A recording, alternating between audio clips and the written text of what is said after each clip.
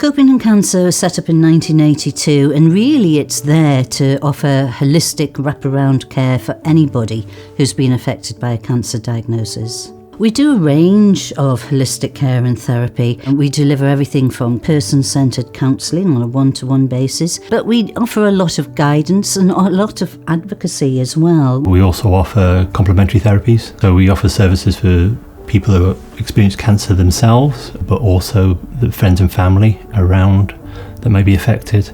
We will offer support if they're going through a diagnosis process, they haven't got an answer or definition of if they've got cancer or something.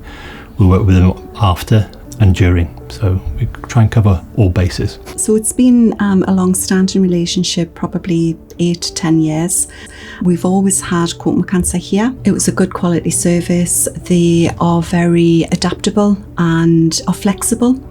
So whilst we have our own in-house psychology services, but sometimes people just need to offload, they just need to be truly listened to, and that's what Coping with Cancer offer. I was first introduced to Coping with Cancer when I went through my own cancer journey, breast cancer, and I came here to get acupuncture to help with the sort of side effects, and it was excellent.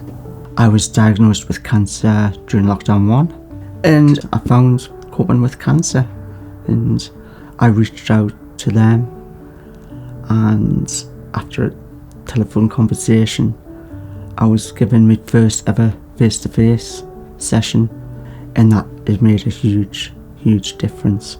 Timing is important. When people get referred to us, we try and be very quick with the assessment, and then they're allocated to someone. Having that connection, as soon as they come through, did that referral go through? What's happening? Giving someone a phone call for 5 minutes can be really powerful. It's separate from the clinical side, and they're talking to somebody who isn't a nurse, isn't a consultant, but truly understands where they're coming from because of their experience with listening to cancer patients. You build up that knowledge base, but they're not going to be judged, they're just going to be listened to. Before arriving, I was in a very dark place. I was struggling to come to terms. And then I reached out to this place, and gradually I started to come to terms with the cancer returning. And then I started to turn the negatives into positives, and I've literally changed my life around. And it was thanks to this place. I then continued with Coping with Cancer because my husband was diagnosed with cancer, and it was the best thing they could have done, and it was a turning corner for him coping. I then was asked would I come and support him in a group lunch. I came along and was blown away basically by the journeys that everybody had been on, the sharing. You could see the relief to suddenly realise they were in a safe place where they could say anything they wanted.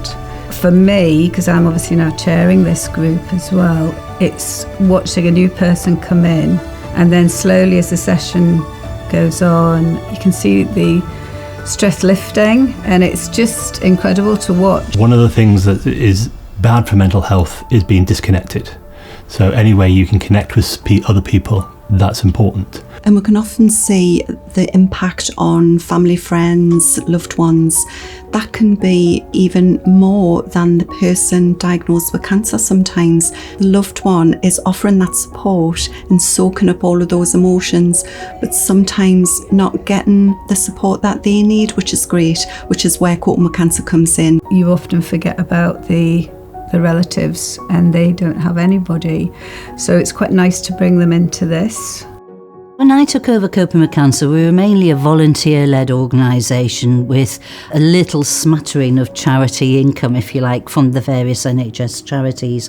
What was vital and what was so exciting for the Association of Mental Health Providers to get involved with us was to help us investigate how we could take our income into a more enterprising state. So we actually fund Coping with Cancer and have done so for the last 10 years or so, and that comes through the Newcastle Hospital Charities Fund.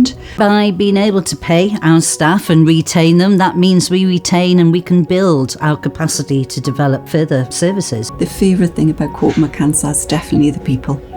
So that's one of the nicest things I think about working here is, the people.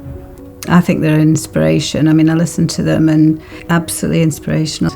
My favourite thing is the friendliness of everybody with this place. It was like, you've got a problem, come straight up and we can sort it out, and that's what they've been doing to support us. Again, just a huge thank you to this charity.